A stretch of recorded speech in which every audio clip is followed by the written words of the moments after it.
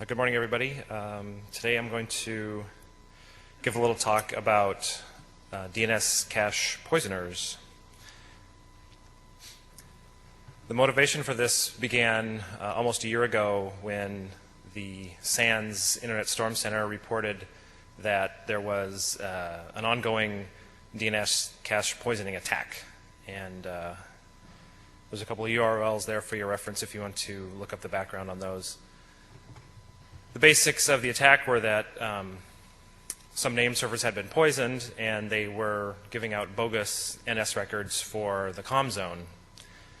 And the folks at SANS ISC had theories that one of the reasons for this may have been as a way to propagate spyware and other things like that.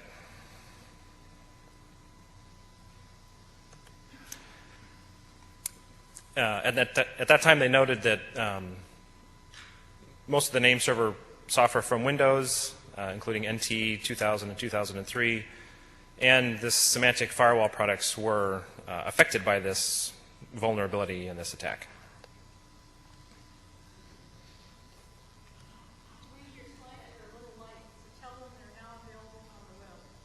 Oh, right. These are now available on the web. Okay. So here's one slide that just sort of describes the DNS cache poisoning attack. An authoritative name server, that is one where queries would normally go for certain names, is intentionally or unintentionally configured to return bogus and out-of-bailiwick NS authority records. And the four following slides have an example of how this looks. A caching name server sends a query to that authoritative name server and gets a response and trusts the bogus referral, and it stores it in the cache. Future queries for names in the poison zone then go to the bogus name server, and that bogus name server returns incorrect answers to queries that it should never even be receiving. So here's an example with dig. You can probably run this command yourself, and you might see the same thing. I ran dig with the trace option for longislandauction.com. And the first response that it shows is the set of name servers that are authoritative for the DNS route. Then it sends a query to one of those. In this case, we got a response from mroot, and mroot says GTLD servers are authoritative for the comm zone. K.gtld servers says auth1, auth2, auth3.ns.sargasso.net are authoritative for longislandauction.com. And then finally, we got a response from auth1.ns.sargasso.net, and we have an A record in the answer. But we also have 3 NS records that show, they list themselves, they list the sargasso.net name servers as authoritative for the comm zone.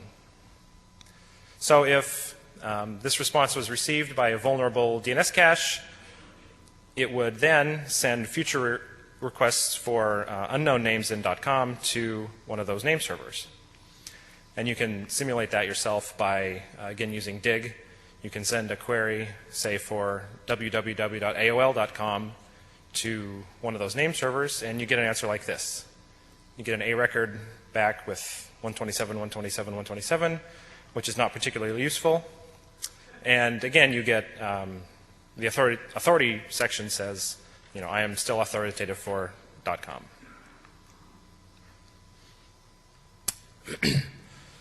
So a little bit about the implementations that are known to be vulnerable.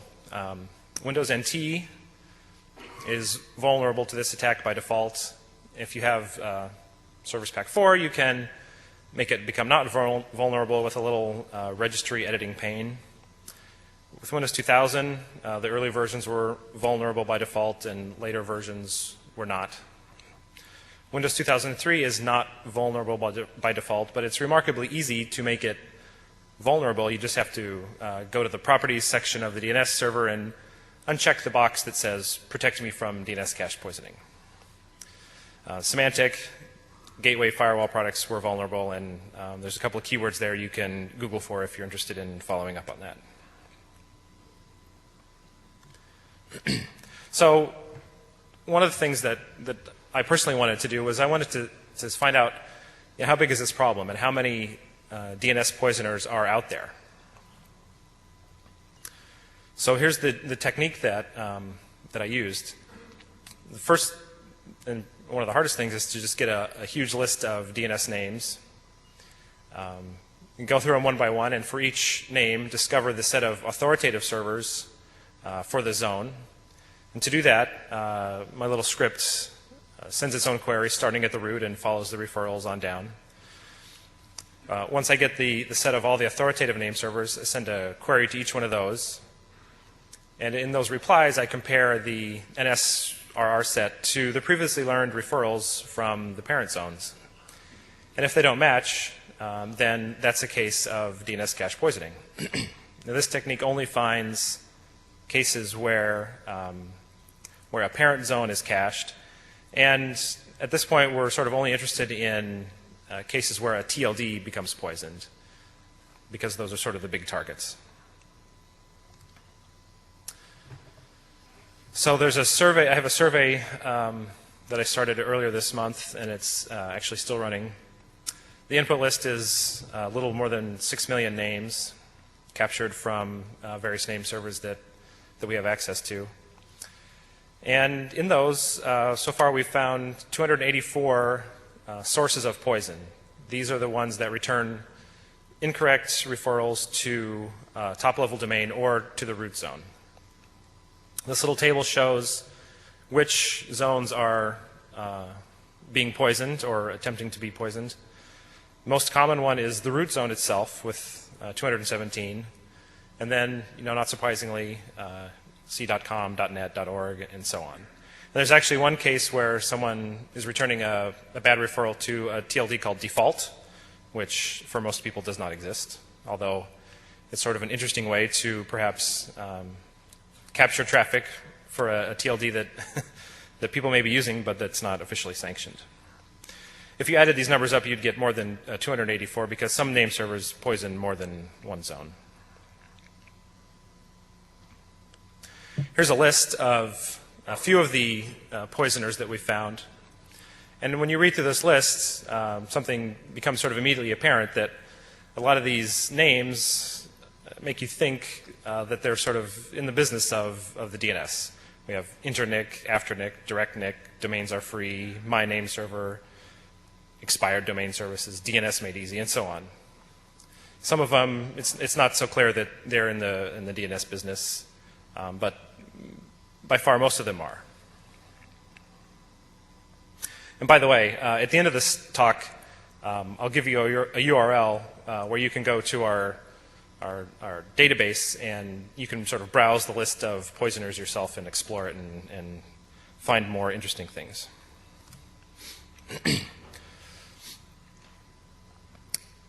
So, as I already mentioned, a lot of these poisoning name servers appear to be companies that are in the DNS business, registrars and resellers and perhaps speculators and typo profiteers.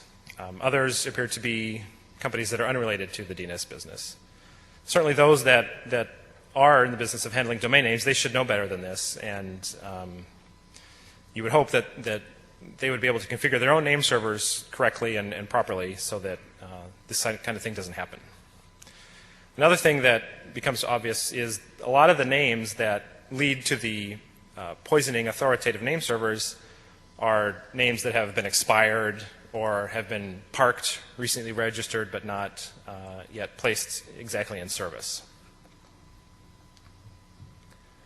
And by the way, I forgot to put this number on the slide, but for the 284 poisoning name servers that we found, there's about 20,000 DNS names for which those name servers are authoritative.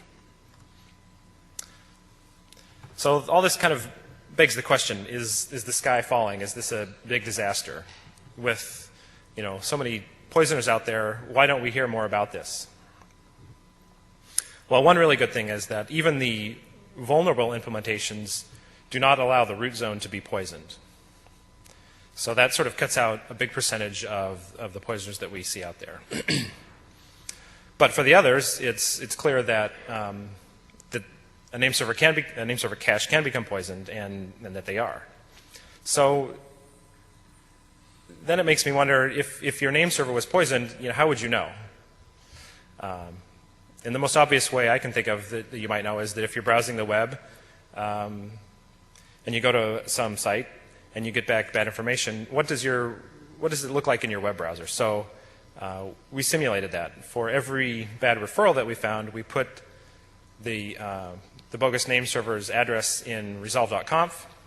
We open up a web browser and request google.com and microsoft.com, and then we took a screenshot. So here's some examples of some of the screenshots that we got. Note that in the location bar, the URL there says www.google.com. And on the HTML page itself, it says www.google.com. This page is parked free, courtesy of GoDaddy.com. So one thing that this makes me think is that this name server, which is listed at the top there, probably has a wildcard and answers any query that you send to it. And then the CGI script or whatever is configured to insert the name that was queried for in the HTML there. Here's a sort of a similar example. Again, it says Google in the location bar. We recently registered our domain name at namescout.com. What's also interesting about this one is that they're displaying some Google AdWords here, and it also appears that the contents of those Google AdWords are related to Google itself. So they've asked Google for AdWords about Google, and they got all these links about search engine submission and so on. Here's another example, very similar, not really too remarkable, except for the fact that in this one the location URL has changed, so there's probably been an HTTP redirect involved here. Here's a case where the name server did not provide an answer for our query to www.google.com. And this is actually quite common. A lot of the screenshots look like this. It just says unknown host. So in this case, you would definitely know. Well, you should be able to figure out that something's wrong with somebody's DNS somewhere. Here's a case where you can buy various types of pills. Another example, again, this says Google at the top, but has nothing to do with Google. This one I think is interesting for a number of reasons. First of all, there's this annoying shockwave download pop-up in the middle. Also note that the location bar URL has changed a little. It says google.com/start.php. Notice also that on the right side of the screen there's some images. There's supposed to be some images. Those didn't come through. The server returned an error for those requests. But perhaps most interestingly, the content of this text down here talks about how Vint-Cerf is coming to speak at the domain roundtable, and the guy who runs the site is very excited because he wants to meet Vint-Cerf, and he's the executive event director of this domain roundtable event. So this is a guy that you would definitely think should know better than know how to configure his name server.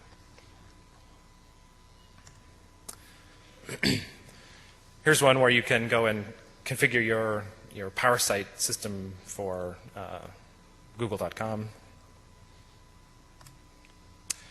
This one says, smart people choose pear neck, and I sort of beg to differ. I like this one because, if you're not the type of person that uses Google every day, you might look at this and you might think that it actually is Google. It looks sort of like what you'd expect. It's a find it bar with a search button and some other things, and the little tagline there says, "We search so you don't have to." That could very well be Google's model for all my mother knows.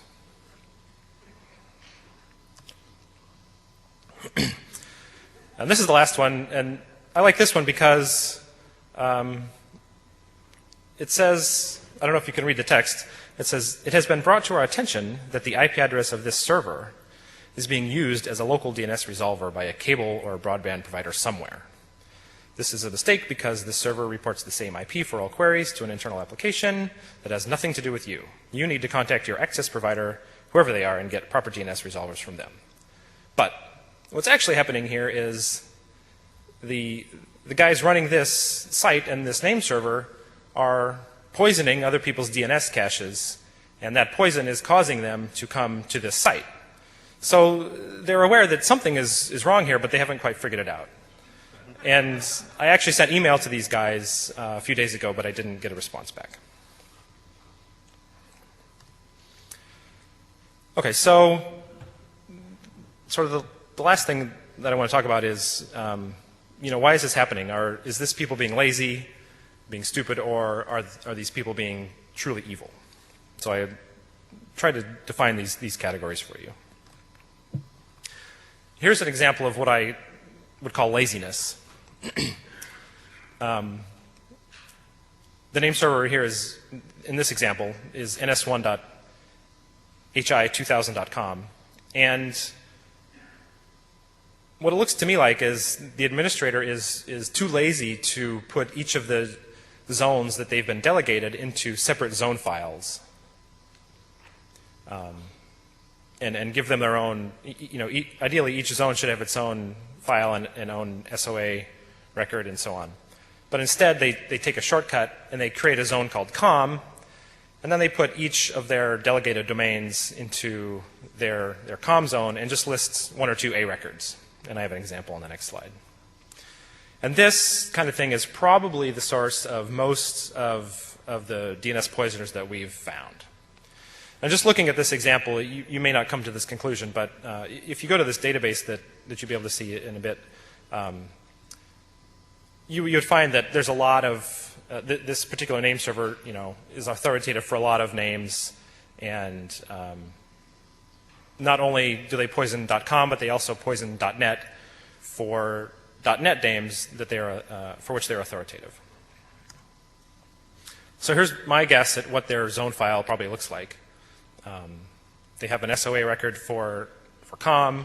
They list their own name servers after that. And then they list A records for their .com delegations.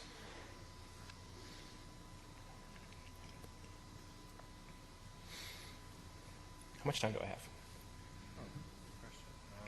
I think I'm doing it good, right? You're doing fine. Okay. Here's an example of what you might call stupidity. In this case, it looks like there's two things going on. One is the com zone technique is being used again, where delegated names are put into a incorrect com zone, but there's no dot after the NS record name. So this response shows that for the com zone, the authority servers are ns1.com, ns2.com, and ns3.com, which have nothing to do with ns1.frakes.net. There's an additional section here which shows IP addresses for ns1.com, ns2.com, and ns3.com. Now, if you go to an unpoisoned name server and query for ns1, 2, and 3, you'll get different addresses, and you'll find that those three name servers belong to entirely different organizations. They're unrelated. This kind of example is rare, but there are actually a lot of cases where you see the mistake that there's no trailing dot after the name on the NS record. So for evilness, I actually had a hard time finding an example where I could definitely say this is somebody being evil. My definition of an evil poisoning name server is one where it answers queries that it shouldn't be receiving. It answers with the wrong IP address. So if you queried for Google, you don't get Google's address, you get something else. And it also maybe proxies web traffic. so that you still get what you expect in your browser. So to help find these kind of things, I came up with this very simple ranking. And for every poisoning name server, it gets a rating from 1 to 5. 1 point each for returning a bad referral, that is just being in our database, poisoning a TLD versus poisoning the root zone, answering an A query for one of the quote, high-profile names that we queried, answering the query incorrectly gets it another point. And then finally, if the screenshot that we take looks like the real thing, then it gets another point. So we found a few name servers that are rated at 4, but so far none that have been rated at 5.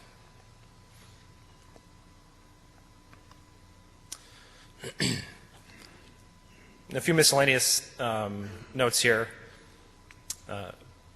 Some of the sources of poison that we found are actually authoritative and vulnerable name servers. That is, they're authoritative and they're running, say, Microsoft Windows, that have been already poisoned by somebody else.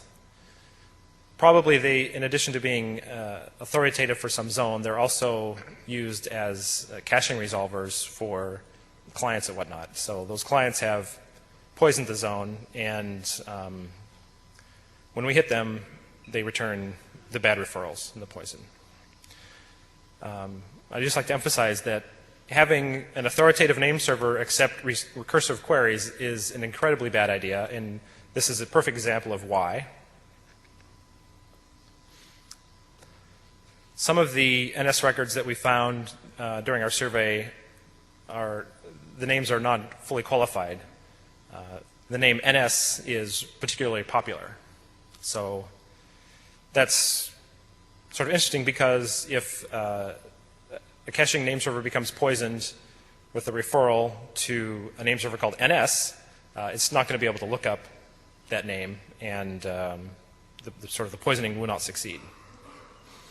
And it's a very good thing, I think, that even the vulnerable name server implementations don't allow the root zone to become poisoned.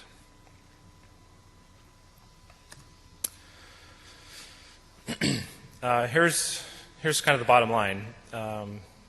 At this point in time, there are currently several hundred misconfigured name servers out there returning bad referrals that can poison DNS caches.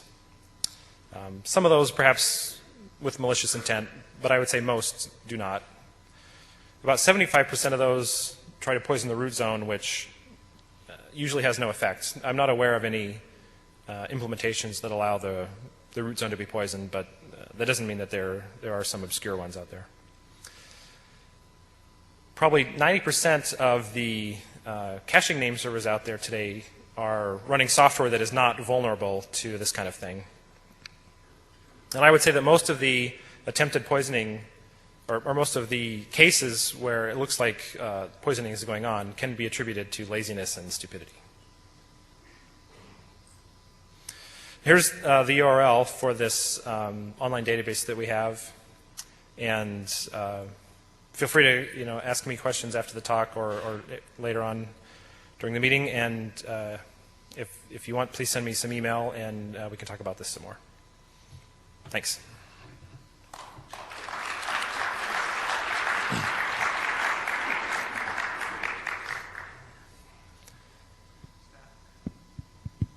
Brander with River Domain.